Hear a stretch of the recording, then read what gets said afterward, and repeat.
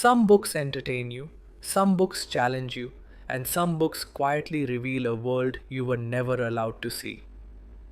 The Dark Hours of the Night is one of those books. Welcome to READO Bharat, India's books, your next read. Today, we're exploring Salma's powerful debut novel, translated into English by GJV Prasad, a story that takes us deep inside the private lives of Muslim women in rural Tamil Nadu, into spaces that are usually hidden, silenced, and ignored. This is not a dramatic story filled with loud conflicts. It is a quiet, patient, deeply honest exploration of desire, restriction, faith, loneliness, and resistance, all unfolding behind closed doors, in courtyards, bedrooms, and whispered conversations. At the center of the novel is Firdaus, a young woman whose life is shaped almost entirely by rules. Rules about where she can go, rules about what she can say, rules about what she can dream. Like many women in her community, she moves through life within carefully drawn boundaries, expected to obey, endure, and remain invisible. But inside her, another life exists, a life filled with questions, longings, curiosity, and emotional restlessness. Salma writes this inner world with remarkable sensitivity.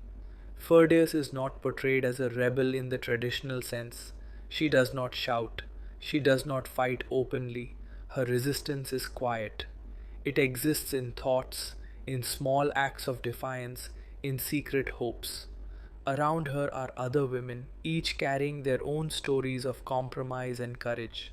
Mothers who have learned to survive by accepting limits, friends who dream but hesitate, wives who negotiate between duty and desire. Together, they form a collective portrait of womanhood shaped by tradition, surveillance, and expectation. What makes this novel so powerful is its honesty. Salma does not romanticize suffering, she does not simplify religion or culture into stereotypes.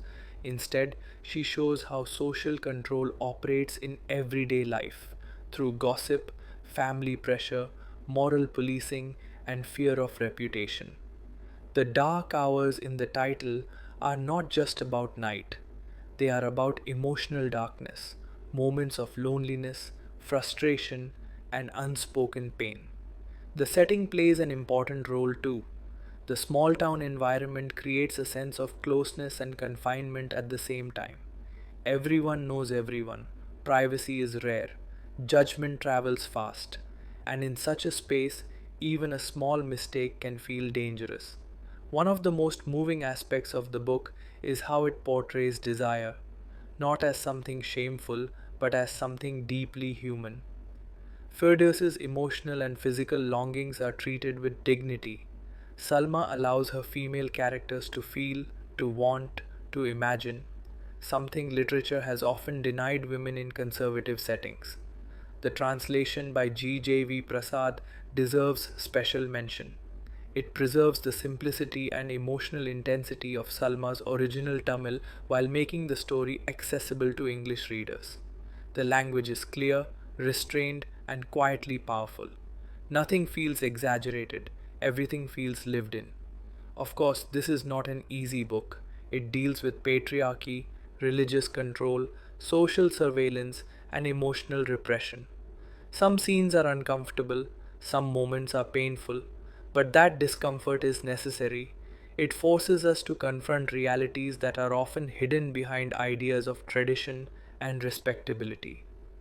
What works especially well is the psychological depth. We don't just see what happens to Firdaus, we feel how it happens inside her. Her confusion, her hope, her fear, her resilience all unfold slowly and naturally. This makes her feel less like a fictional character and more like someone you might have known, someone whose story you never really asked about. What could feel slow to some readers is the book's deliberate pace. Events unfold gradually. There are no big twists. But that slowness mirrors real life in controlled environments, where change is slow and resistance is quiet. What this book ultimately tells us is something profound, that freedom is not always about breaking walls. Sometimes it begins with recognizing that the walls exist.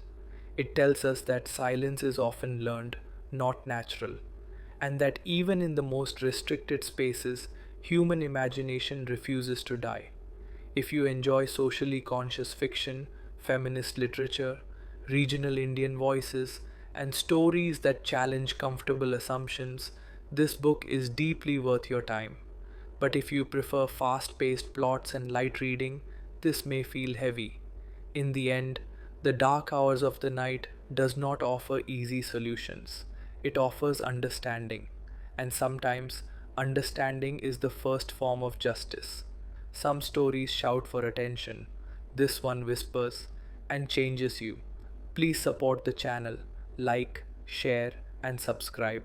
READO Bharat brings you honest conversations around India's most important books.